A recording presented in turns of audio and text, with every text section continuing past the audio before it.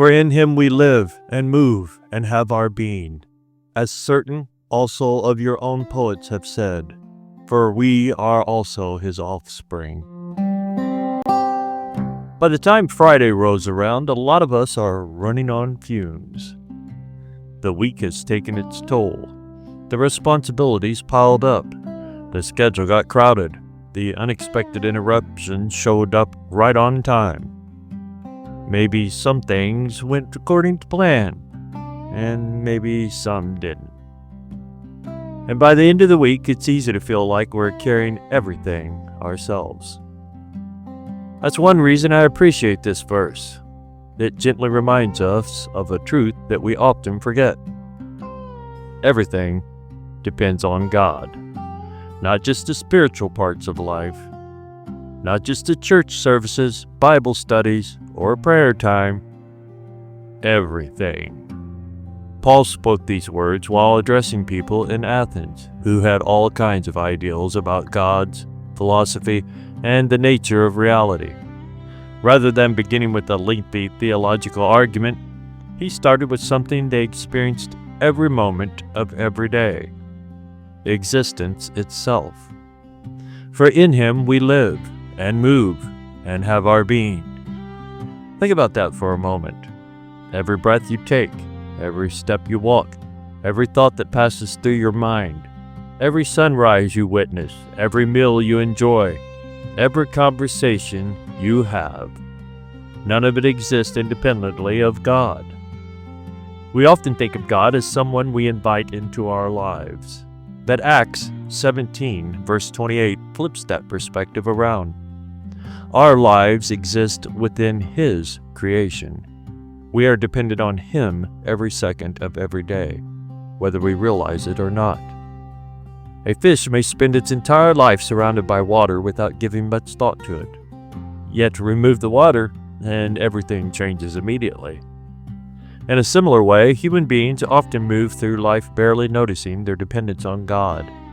We get busy, we make plans, we build careers, we pursue goals, we solve problems.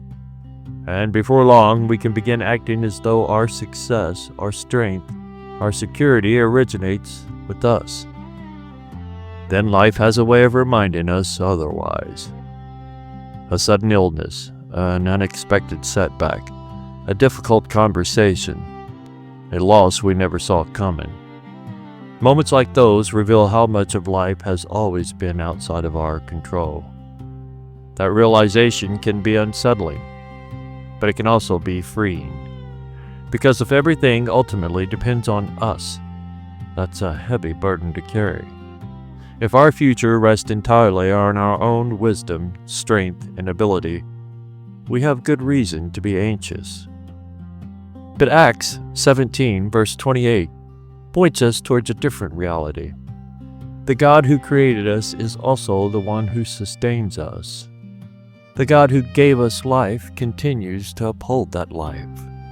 The God who formed the stars is not absent from the details of our ordinary days. There's a bicycle lesson hiding in that thought as well. Most riders spend very little time thinking about the air inside their tires. They don't usually notice it, and they don't usually admire it. You don't stop to appreciate it every few minutes. But without it, you're not getting very far. In fact, the entire ride depends on something that often goes unnoticed. A lot of God's daily provisions is like that. The strength to get out of bed, the ability to think clearly, the opportunities we encounter, the people who encourage us, the countless blessings that quietly support our lives every day. Most of them arrive without fanfare, and because they're ordinary, we often overlook them. Paul's words invite us to notice, to recognize that God's involvement in our lives is not occasional, it's constant. We live in Him, move in Him, have our being in Him. That's true on our best days. It's true on our worst days.